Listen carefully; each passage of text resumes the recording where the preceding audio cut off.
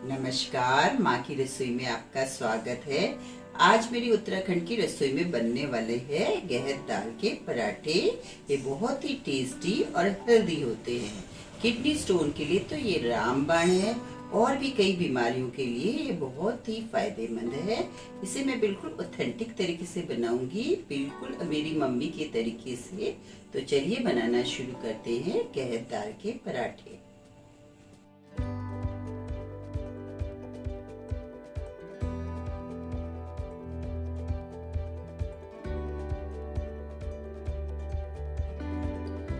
ये मैंने गहत दाल ली है। इसे मैंने पहले अच्छे से बीन लिया है क्योंकि इसमें थोड़े बहुत कंकड़ भी होते हैं। तो बीनने के बाद मैंने अच्छे से 2-3 पानी से वॉश कर दिया और 8 से 10 घंटे के लिए इसे भिगो के रख दिया। अब ये मेरी सॉफ्ट हो गई है। नाप से कहें तो 1 कटोरी के करीब मैंने गहत दाल को भिगो के रखा था। अब इसे एक बारी और अच्छे से मसल के साफ कर देंगे।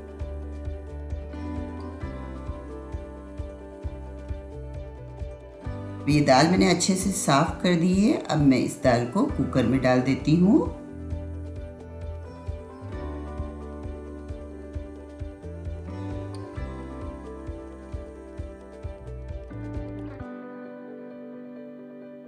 अब जिस कटोरी से मैंने गहत दाल का नाप लिया था उसी कटोरी से मैं 2 कटोरी के करीब पानी डाल देती हूँ और कुकर का ढक्कन बंद कर देती हूँ।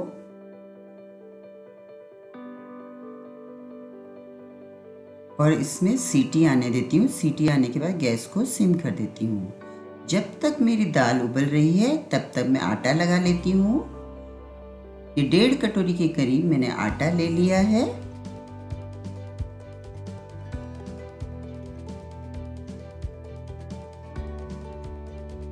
अब मैं इसमें डाल देती हूँ थोड़ा सा नमक। नमक आप अपने टेस्ट के अनुसार डालिएगा। अब इसको अच्छे से हम मिक्स कर देते हैं।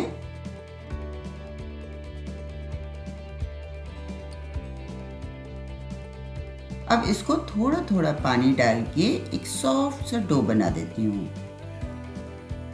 उसी कटोरी से नाप लेंगे हम। पानी आपको थोड़ा थोड़ा डालना है क्योंकि कई बार कोई आटा होता है जो पानी ज़्यादा अब्जॉर्ब करता है और कोई आटा होता है जो कम पानी अब्जॉर्ब करता है। अब इसको हम अच्छे से गूंद लेते हैं।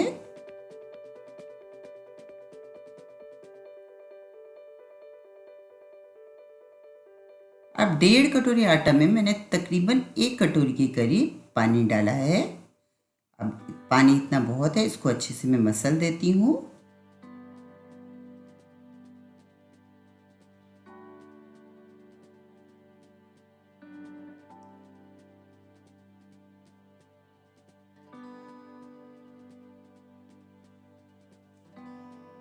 अब इसमें थोड़ी सी चिकनाई लगा के एक बारी अच्छे से इसको फिर से गूंद देती हूँ।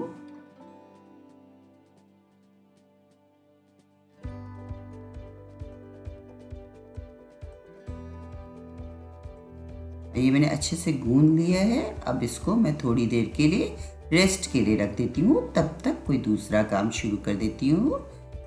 इतनी देर में हमारी जो डो है थोड़ा सॉफ्ट हो जाएगा।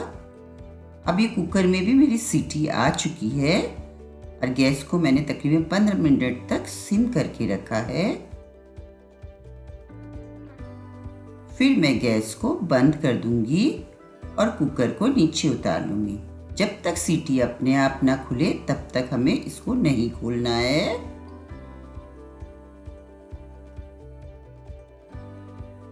अब ये देखिए जो गहत दाल मेरी अच्छे से गल चुकी है, पानी भी काफ़ी कुछ जज्ब हो चुका है। अब से छन्नी की सहायता से निकाल देती हूँ। इसे थोड़ा ड्राई कर देना है।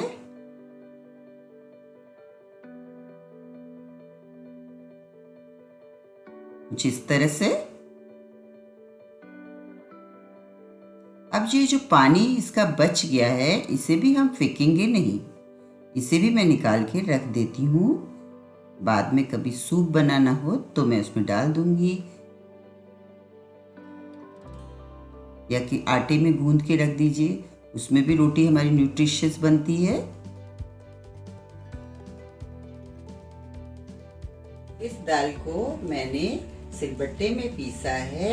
आप चाहे तो मिक्सी में भी पीस सकते हैं, लेकिन आपको बिल्कुल ऑथेंटिक तरीके की दाल चाहिए तो आप सिलबट्टे में पीसिए, बहुत ही टेस्टी बनते हैं।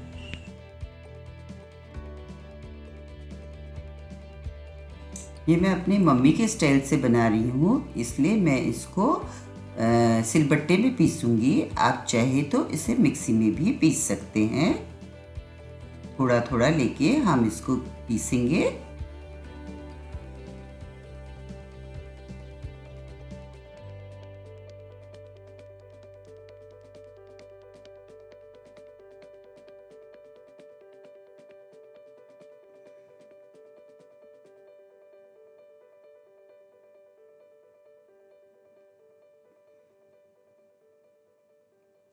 ऐसे ये बहुत इजीली पिस भी जाती है, ज़्यादा मेहनत की ज़रूरत नहीं पड़ती है।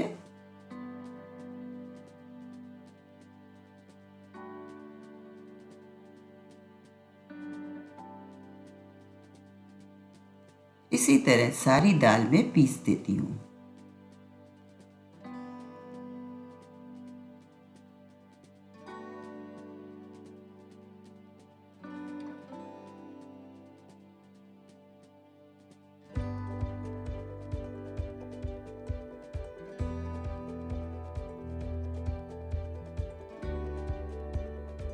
कोई गहत की दाल थोड़ी हल्के रंग की होती है, कोई कोई गहत दाल थोड़ी सी डार्क कलर की होती है। पर इस गहत दाल के फायदे बहुत होते हैं।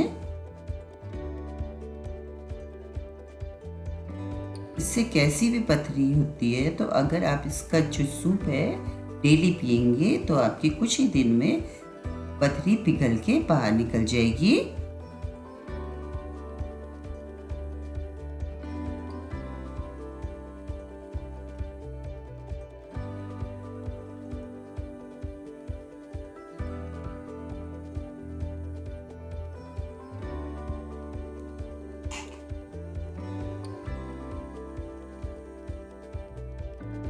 अब सारी दाल मेरी पिस चुकी है। अब इसे मैं बोल में ट्रांसफर कर देती हूँ।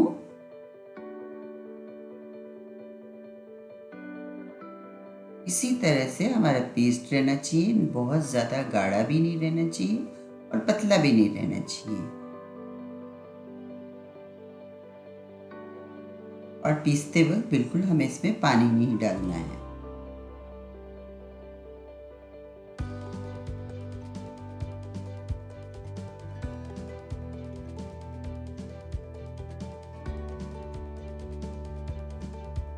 अब इसमें हम डाल देते हैं कुछ मसाले, ज़्यादा मसाले नहीं डालेंगे।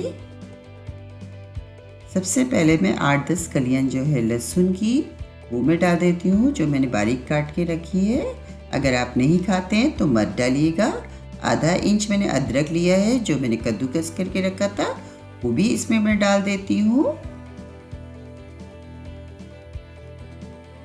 4 से 5 हरी मिर्च है जो मैंने बारीक काट के रखी थी, वो भी इसमें डाल देती हूँ। थोड़ा सा हरा धनिया है, वो भी मैं इसमें डाल देती हूँ।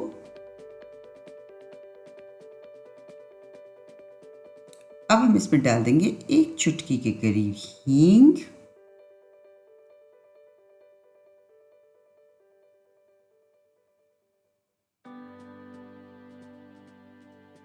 आधा चम्मच के करीब डाल देती हूँ इसमें नमक। नमक आप अपने टेस्ट के अनुसार ले सकते हैं। आधा चम्मच के करीब मैं ले लेती हूँ लाल मिर्च। ध्यान रखें हरी मिर्च भी हमने डाली थी। 1/4 टीस्पून ले लेती हूँ इसमें हल्दी और आधा चम्मच के करीब मैं इसमें पिसा हुआ धनिया ले लेती हूँ। अब इसको अच्छे से हम मिक्स कर देंगे।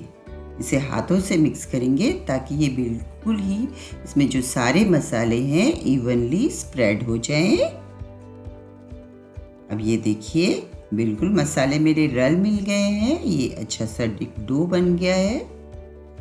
इसी तरह का डो हमको चाहिए।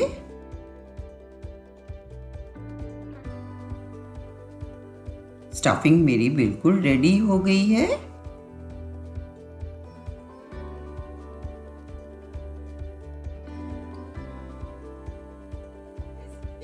जैसा कि आपने देखा, इसमें मैंने बहुत ही कम मसाले डाले हैं। अगर आप ज़्यादा मसाले डालेंगे तो ये गहत दाल को ओवर पावर कर देगा और गहत दाल के पराठे का टेस्ट नहीं आएगा। तो अगर आपको बिल्कुल ट्रेडिशनल तरीके से बनाना है तो आप ज़्यादा मसाले मत डालिएगा, बेसिक मसाले ही डालिएगा। अब चलिए चलते हैं अपने डो की तरफ। ये डो मेरा बिल्कुल सॉफ्ट हो चुका है। अब इसके छोटे छोटे हम बॉल बना देते हैं।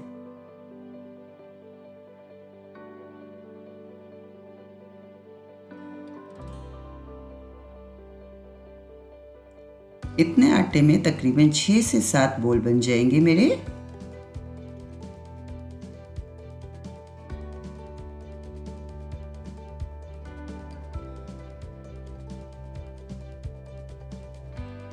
ये देखिए 6 के करीब मेरे बॉल बन चुके हैं। अब हम एक पेड़ा लेंगे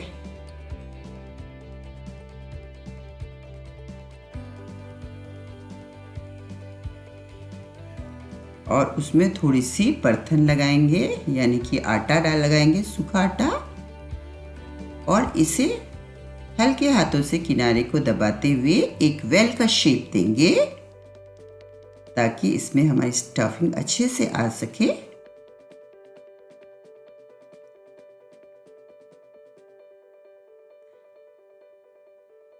अब लेंगे हम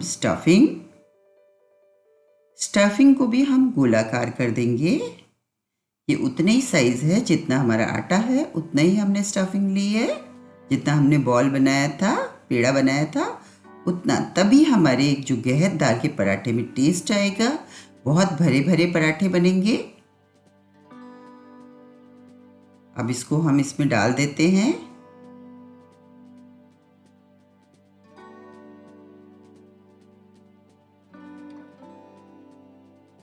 और आटे को उठाते हुए इसको बिल्कुल बंद कर देते हैं। साथ में स्टफिंग को दबाते भी जाएंगे ताकि ये अच्छे से सील हो जाए।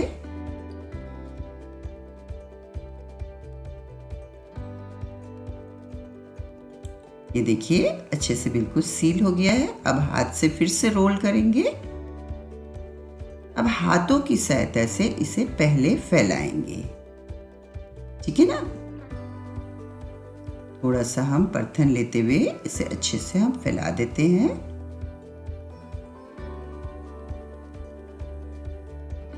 इसके किनारे को दबाते हुए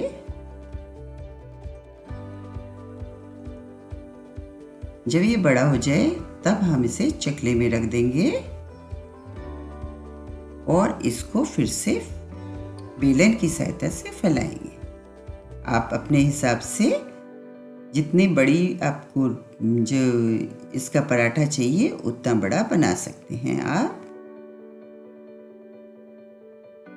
ये देखिए स्टफिंग मेरी कितने अच्छे से इवनली भर गई है। कहीं से कोई साइड अगर थोड़ी बहुत मोटी रह जाती है हाथों से दबा देते हैं। इसी तरह मैं सारे पराठे बेल देती हूँ। मैंने उधर तवा भी गरम करके रखा है। जैसे ही तवा गरम हो जाए तो अपनी जो रोटी है तवे में हम पलट देंगे। जैसे ही हमारी चपाती एक तरफ से अच्छे से सिक जाए तो हम इसको पलट देंगे।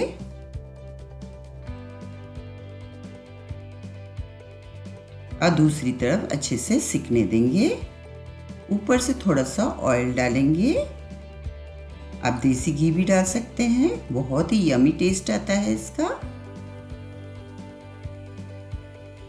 अब एक तरफ से हमने ऑयल को अच्छे से लगा दिया है। अब हम इसको पलट देते हैं।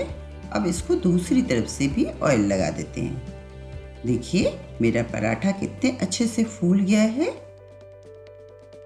ऐसे दोनों तरफ से उल्टा पलटा के अच्छे से हम सेक लेंगे।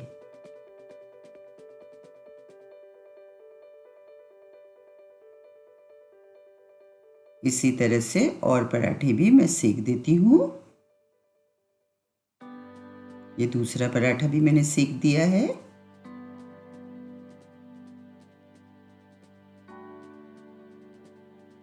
थोड़ा दबाते भी जाएंगे।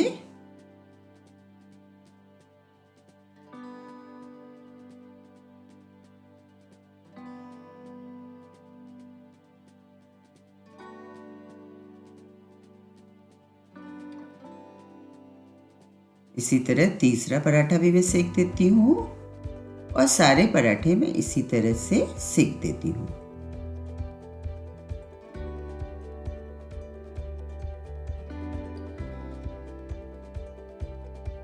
सारे पराठे मेरे बन चुके हैं।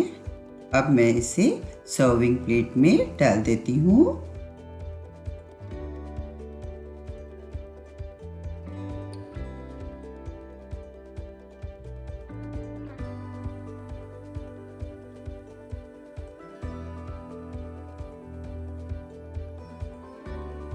इसे मैंने हरी चटनी, लाल चटनी और प्याज के साथ सर्व किया है। आप चाहे तो मक्खन के साथ भी सर्व कर सकते हैं। एक मैं थोड़ा काट के दिखाती हूँ। स्टफिंग कितनी अच्छे से इसमें बिल्कुल अच्छे से भर चुकी है, इसीलिए तो बिल्कुल यमी लग रहे हैं।